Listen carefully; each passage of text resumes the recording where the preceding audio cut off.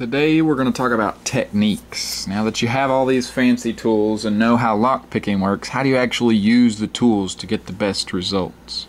First, let's look at the picks. These are the 10 picks that Cliff Lockpicks has for sale.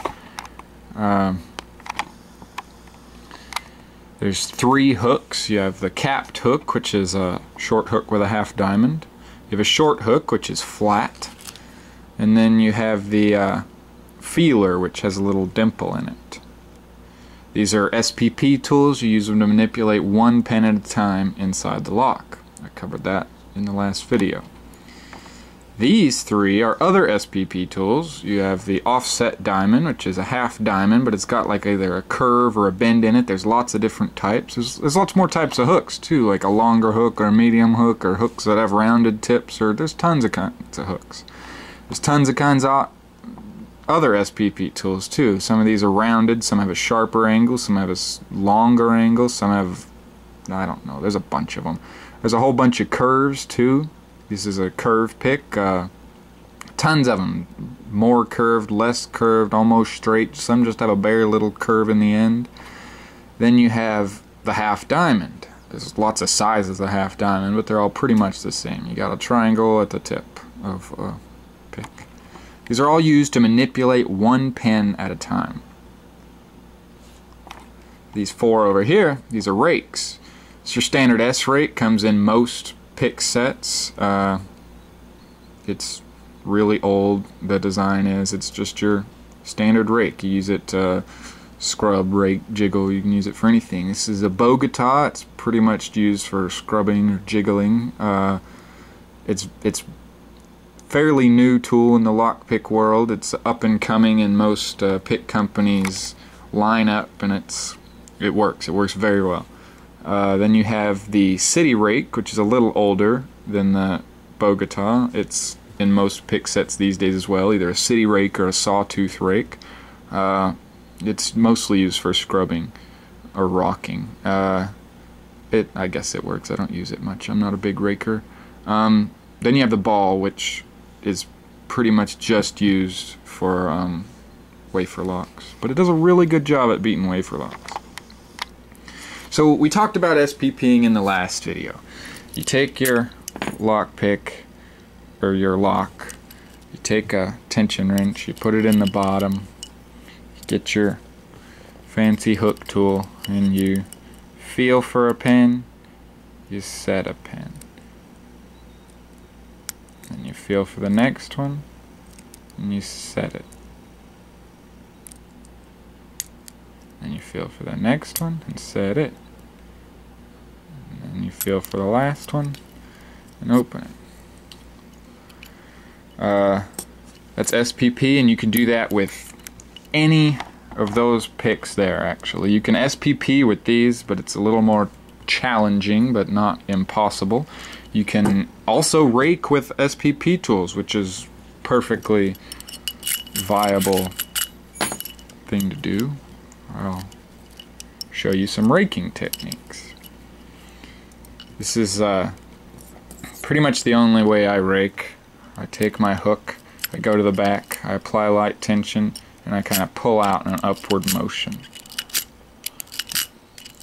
You just do that a few times. You can feel pins set as you rake. Sometimes you overset one and you have to just start it over, which is no big deal.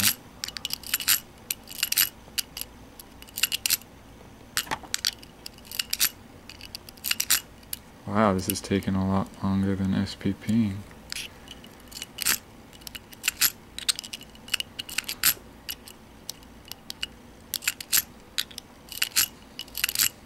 Anyway, that's one technique, but it's kind of failing. There's a scrubbing technique where you just take the pick. It doesn't really work on the hooks because if you try to scrub, you jam into them. I'll show you if I can pick up one of these picks.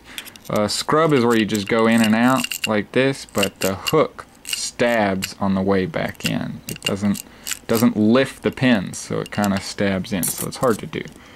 But with the half diamond, you can scrub really easily. because it lifts them up. There's a security pin in here. That's why I keep getting a false set and it doesn't open. Security pins are a lot harder to beat with, see, that's a false set. See how it's not sticking straight up anymore, it's kind of over. I'll show you in the next video about security pins. They're much easier to SPP than they are to rake. But anyway, that's scrubbing. Then there's jiggling. You don't really jiggle much with your SPP tools, but we'll get this one. I can do all those previous techniques with this pick. There it is, open with the first technique. Here's the scrubbing. There it is, open scrubbing.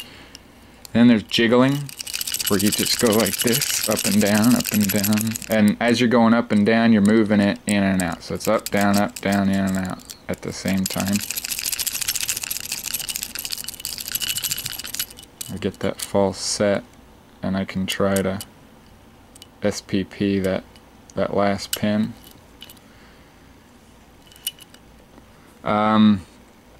There's rocking, which works really good with a longer rake. See how long that rake surface is versus this one? It's almost twice as long. And with rocking, you just you get your pick in there to where you're hitting most, if not all, the pins, and you're kind of raising it up and down, but you're also tilting it. You're trying to simulate as many of the pin combinations as you can. You're rocking it like this, but while you're raising it up and down to try to simulate the biddings. It works best with like a king or queen pick, which I don't have here. And I'm not a big fan of the technique at all. It's not really working out here. Anyway, those are some raking techniques. There's also some others with hooks that you go in, you just pick one and rake. Well, that was different. Anyway, I hadn't let off tension from the raking, or from the rocking. You just go in, pick a pin, raise it, pick a pin, raise it, pick a pin, raise it. And this is what most people are going to do when they're first starting out and trying to SPP. They don't know what they're feeling for. They're just raising pins. And it works. That was no feeling or anything. I was just raising random pins. So as you see, there's lots of different techniques to use when opening a lock, whether SPPing or raking. Let's move on to the tension wrenches. We have a variety of tension wrenches on display, and as you see, some of them have long ends, some of them have short ends, some of them have two ends. You've got the short end over here and the long end up there. Some of them have the twist in them. There's a double-sided one with the twist in both ends. The twist is about feedback. This is rigid. I can really feel when I set a pin, when I get that click, I can feel it through this shaft. But with these, I apply tension, there's more bend, there's more flex. I lose some of that feedback, but it stops me from over-tensioning the lock. If I apply this much pressure, I lose a lot of it getting to the lock.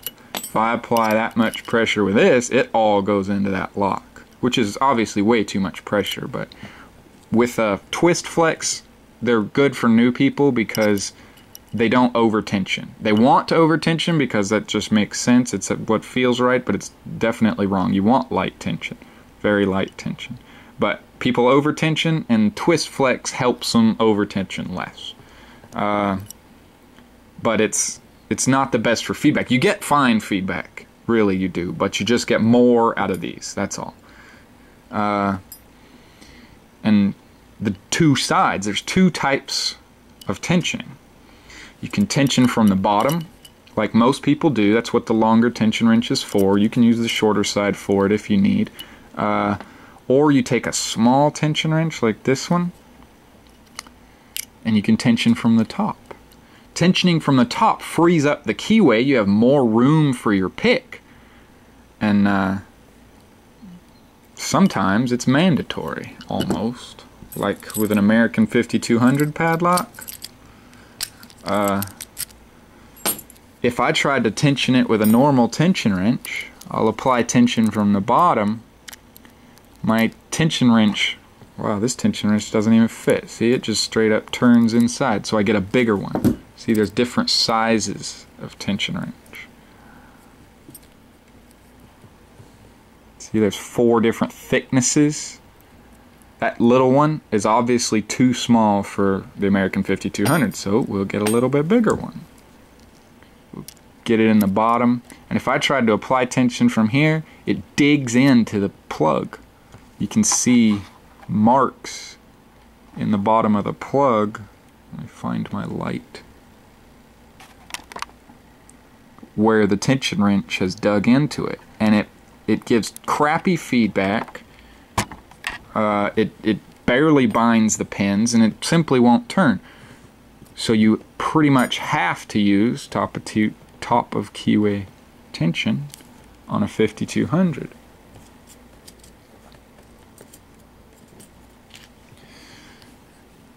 There's another Cliff Lockpicks pick. It's been rubber dipped,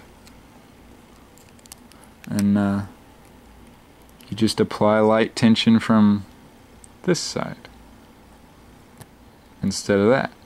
See, I can get my pick all the way to the bottom of the keyway, which allows me to not touch any of the other pins while picking just the pin I want to pick on.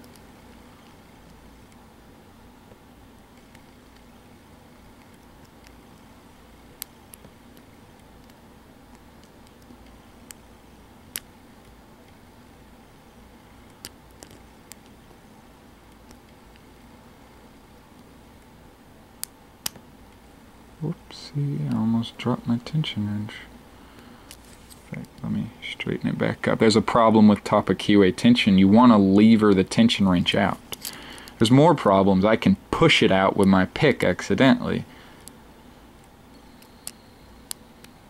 There's a lot of problems with top of keyway tension, but there's, you know, obviously results.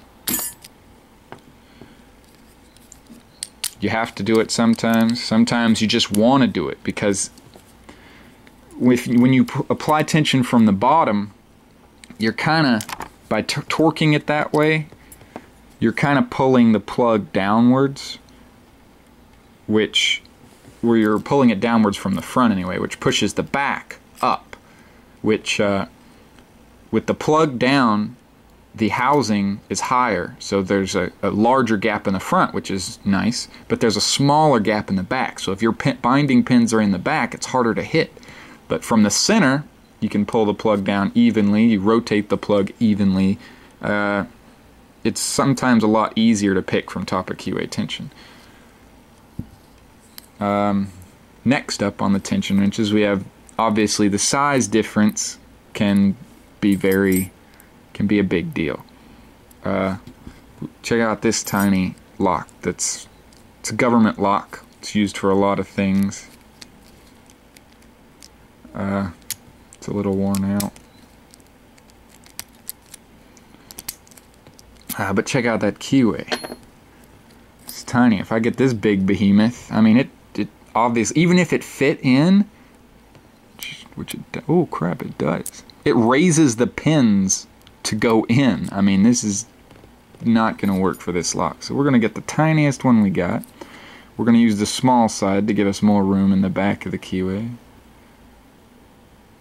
Let's get a little bit bigger one. That one was too small. And we'll apply light tension. We're going to get a short pick. Here's the reason we have a lot of different kinds of picks, because a hook is going to be too tall to go in there. Now this is still fairly tall, I just don't have anything shorter. And then we can SPP it, or we can just try and scrub it with a small pick like this. It opens fine any way you want to do it, because it's, you know, really small.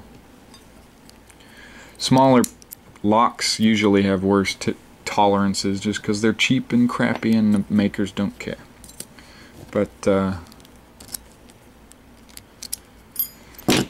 there we go. That's most of the techniques and reasons for having many tension wrenches and many different picks, because there's many different locks out there. So you only need one tension wrench and one pick to open one lock. But which one are you going to need for the next lock you come up against? If you come up against a 5200, you're going to want a short end, you're going to want a thin short end tension wrench, and you're going to want whatever tool for the technique that you like. 5200s have a lot of security pins. I don't like raking them. I think it's very hard to rake a 5200, but to me it's easy to SPP one because I know the feel inside. I know about security pins. I'll cover that next. But so I prefer a hook for them. A lot of people like the Bogotas for them because you can scrub them. You know, that's their personal choice. It's a fairly tight keyway, so a lot of people will use the half diamond for it, or the offset diamond. You know, your personal choice is with the pick. The keyway dictates the tension. Your choice dictates the picks. But, you know, we have all of our techniques and all of our different picks, and you have to make that decision on which one you're going to use. You only need one pick and one tension wrench, but you've got a lot at your disposal, or you might not, but you should have. You never know what you're going to need. So that's my tutorial on techniques. Hope it helped somebody. Thanks for watching.